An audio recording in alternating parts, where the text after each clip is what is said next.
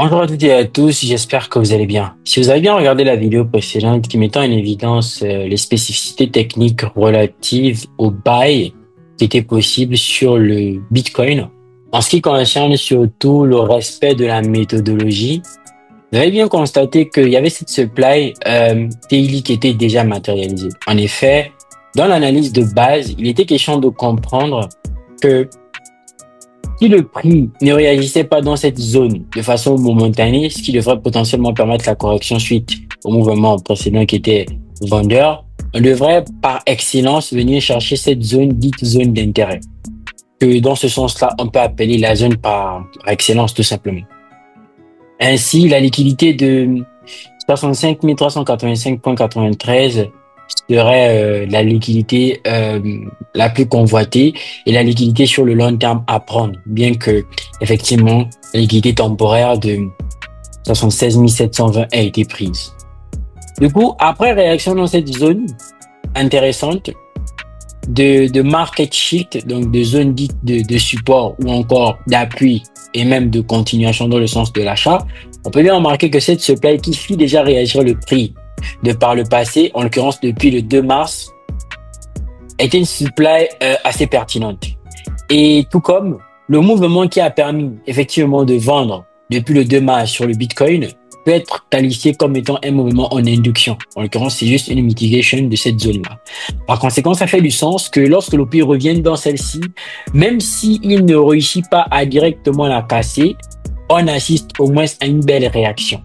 Là, je vais éventuellement aller dans une sorte de confluence, histoire de vous permettre de comprendre que à Smart Money, en l'occurrence Smart Money Concept et compagnie, ou encore ICT et compagnie, sont potentiellement des approches qui veulent suivre le mouvement dit institutionnel.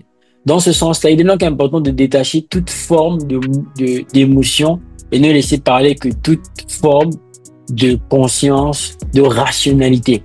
En l'occurrence, réellement tuer ce côté dit, côté émotionnel.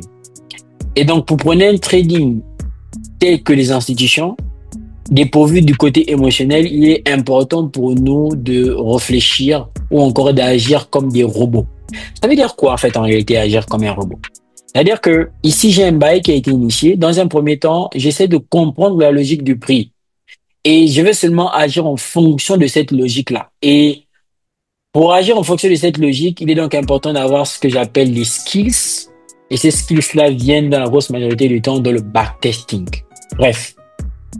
Le point arrivé dans cette zone de supply, ce qu'il est lieu de faire maintenant, c'est de faire une confluence. Et qui dit confluence ici et qui dit agir comme un robot sous-entend suivre strictement la stratégie. Or, suivre strictement la stratégie sous-entend quoi? Ça sous-entend que l'on va appliquer en fonction de ce que l'on voit et non en fonction de ce que l'on pense. En effet, dans la vidéo précédente, nous avions ce schéma ici présent. La schématisation mettait en évidence le buy pour éventuellement bien impacter, mitiger la zone au moins à 50%. Ok, quand je dis zone, je parle de la supply qui a été abordée préalablement. Donc, tout ceci a été expliqué dans la vidéo précédente.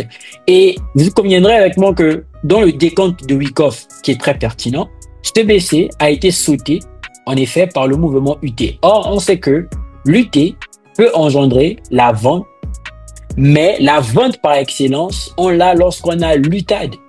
Tout en sachant que l'UT pourra annoncer la vente dans ce sens-là, qu'a-t-il lieu de faire?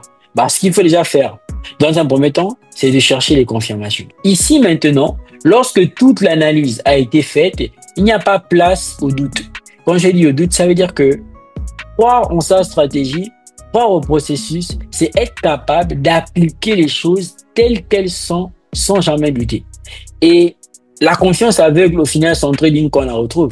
Ça veut dire que j'ai confiance en ma stratégie dans le sens où elle me permet de trader ou encore d'anticiper un mouvement qui n'est pas encore arrivé.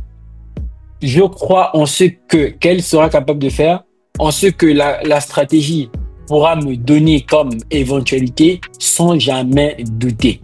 Parce que le doute, bien qu'il puisse effectivement naître de la raison, en trading, on va bien se rendre compte que généralement, c'est très souvent lié aux émotions. Il faut bien comprendre que le marché, lorsqu'il évolue, il quitte d'un point à un autre pour aller sauter une liquidité intéressante.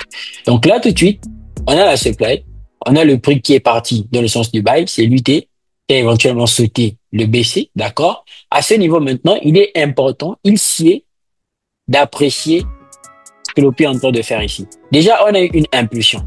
L'impulsion qu'on a eue, sinon le mouvement qu'on a eu ici, devrait normalement connaître une forme de correction parce que le marché se déplace en impulsion et en correction en prenant des liquidités. Vous avez vu, j'essaie de rester très pédagogique, ok? La vidéo sera éventuellement brève. Le plus important, c'est d'être très pertinent dans les explications. À ce niveau maintenant, on voit que là, il y a une forme de création de liquidité qui se met en place. Sinon, du moins, c'est des conditions de retournement, schéma classique en SMC. Comme vous le remarquez, le prix, après avoir sauté la liquidité de BC ici, qu'est-ce qu'il a fait? Il n'a pas directement créé les conditions de retournement, mais il est parti dans une forme de consolidation en création de liquidité. Dans ce sens-là, il aurait même pu aller plus loin dans le sens de l'expansion. Cependant, ce n'est pas toujours le cas parce que la supply, elle est très pertinente et vous avez vu qu'elle est mitigée jusqu'au 50%. Donc, la mitigation jusqu'au 50% nous permet maintenant de réfléchir en termes de confirmation. En l'occurrence, dans ce sens-là, on sait qu'on a lutté, mais pour vendre dans ce sens-là, c'est très important et très intéressant de chercher les confirmations. Pour ce faire, on laisse le prix évoluer. En laissant le prix évoluer, ce que j'aurais tendance à faire dans un premier temps, c'est de me mettre dans les unités de temps, dites unités de temps de confirmation. En l'occurrence, de M5 à M15. De M15 à M1. Donc, comme vous pouvez le remarquer ici, lorsqu'on a eu un M1, on a tout de suite là, ici, un strip liquidity. Par la même occasion, là, on va avoir un shosh, en l'occurrence, un minor shosh, changement de caractère. Vous avez bien remarqué avec moi que ici, en ce qui concerne la sélection de la zone, c'est plus ou moins flou. Si et seulement si je décide de rester en M1. Voici pourquoi je vais essayer de changer d'unité de temps. Pourquoi pas venir éventuellement en M5, et quand on vient en M5, on peut bien se rendre compte que ici, on a une zone assez intéressante. Pourquoi? Parce que la zone qui est ici pourra être considérée comme étant, lorsqu'on descend en unité de temps inférieure, une liquidité. Comme vous avez pu le remarquer ici, ça pourra faire effectivement l'office de liquidité. Donc là, ce sont les choses que j'ai déjà expliquées il y a longtemps. Le plus important ici, c'est de comprendre ce qu'il y a de comprendre là tout de suite. Regardez bien ce qui va se passer. Ici, le prix, il va évoluer. OK? Vous avez vu que là, il fait la première réaction dans un premier temps. Regardez, il est venu réagir dans cette zone. OK? Donc, on va dire que si on voulait rentrer en position, là, normalement, on était déjà déclenché. On va laisser le prix évoluer. On voit qu'il vient encore impacter à nouveau. Regardez, lorsqu'il évolue et il impacte à nouveau, qu'est-ce qu'il schématise? Le plus important, c'est la schématisation. Vous avez remarqué que on va plus ou moins retrouver le même schéma. Et quand j'ai dit qu'on va plus ou moins retrouver le même schéma, c'est-à-dire que là, dans la zone de supply, on aura quoi? On aura éventuellement le sweep liquidity. Et par la même occasion, ici, on va apprécier, on va attendre que l'on ait un changement de caractère. C'est ce qu'on appelle la confirmation de la confirmation. Ça veut dire que je suis dans une zone de supply, j'ai déjà eu une première confirmation, je pourrais encore, pourquoi pas, attendre une seconde confirmation si je veux vendre avec plus de sécurité. Ça veut dire que nous, ce qui est en notre pouvoir, c'est de respecter la stratégie dans le sens où on va attendre des confirmations et compagnie, mais on va pas nécessairement savoir si ça va bien se passer. Nous, ce qui nous intéresse, en tant que robot dans ce sens-là, c'est tout simplement appliquer la stratégie telle quelle. D'accord? Et donc ici, on va laisser l'OP évoluer. On voit que là, il a cassé, il a fait donc le changement de caractère. Maintenant, ici, est de faire quoi? Ici, est de sélectionner la zone d'intervention. Vous allez voir que si je reste en M1, ça m'est compliqué de sélectionner cette zone dite zone d'intervention. Je vais remonter par exemple en M5. Donc, lorsque je remonte en M5, je peux bien remarquer quelque chose, c'est que là, j'ai une belle zone d'intervention. C'est une bougie, c'est un inside OB, un type d'order bloc assez intéressant.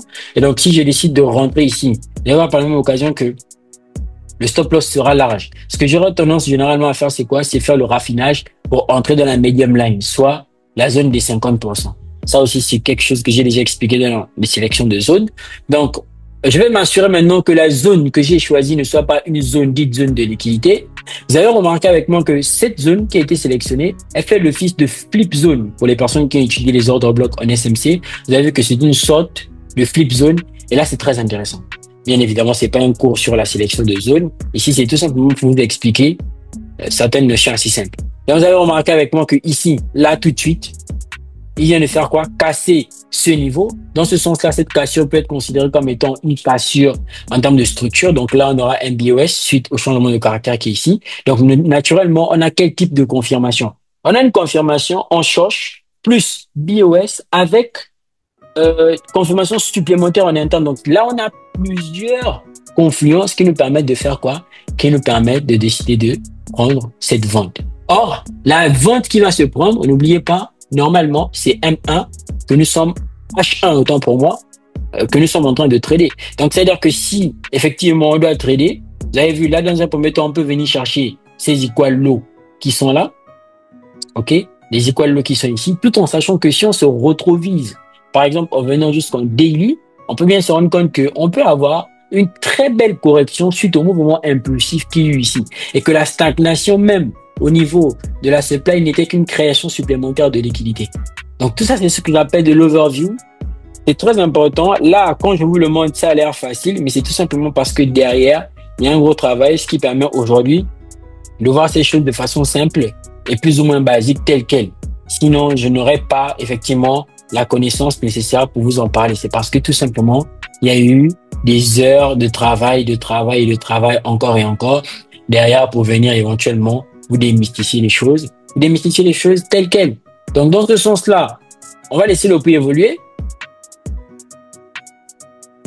Après, en ce qui concerne le raffinage, donc on voit que là, il est venu nous déclencher de façon chirurgicale. Après, c'est comme je dis toujours, il est important d'avoir un bon broker. Donc là, il vient nous déclencher automatiquement. Mais vous avez vu que avant de venir nous déclencher, qu'est-ce qu'il a fait? Regardez bien ce qu'il a fait. Il a créé de la liquidité. Vous avez vu ici, jusqu'ici, il a créé de la liquidité et il est venu nous déclencher. Donc, dans ce sens-là, maintenant, on peut laisser le prix évoluer en toute sérénité. Et donc, pour ce faire, je vais quand même remonter en unité de temps supérieure. Donc, ici, on va laisser le prix évoluer. Après, maintenant, il y a possibilité de re-entry, bien évidemment. C'est-à-dire que pour les personnes qui veulent, par exemple, les re-entry, je vais chercher des re-entry. Donc, ici, c'est comme si on était en train de trader quoi? Le retracement du mouvement acheteur qu'il y a eu, tout en sachant que c'est en confluence avec Wyckoff, tout en sachant que c'est en confluence, effectivement, avec des confirmations et les zones de supply qui ont préalablement été identifiées. Donc, pas besoin, effectivement, de plusieurs actifs. Vous pouvez tout simplement vous concentrer sur vos actifs, en saisissant les opportunités, tout en comprenant éventuellement ce que le prix est en train de vouloir faire. Donc, actuellement, voici là où le prix se trouve. Je suis en position, j'attends éventuellement qu'il vienne souhaiter cette liquidité pour, pourquoi pas apprécier si effectivement je sors de la vente ou on va voir comment le prix évolue tout en manageant le trade en déplaçant tout simplement le stop loss tel quel. Donc souvent, pas besoin de beaucoup de positions aussi. Vous devez juste avoir une très belle entrée que vous allez bien garder en swing et puis laisser le prix travailler pour vous. C'était l'oracle. N'oubliez pas que vous avez la possibilité de rejoindre l'académie en cliquant dans le lien en barre de description. Comme vous avez la possibilité de rejoindre le groupe privé en cliquant dans le lien en barre de description. C'est toujours un réel plaisir. N'oubliez pas de liker, commenter et partager. Je me fais de plus en plus rare. C'est parce que je suis en train de travailler actuellement de façon intéressante pour atteindre des objectifs qui sont coûteux en temps, en énergie et qui demandent beaucoup de concentration. Donc, l'invocation du silence. Peace out.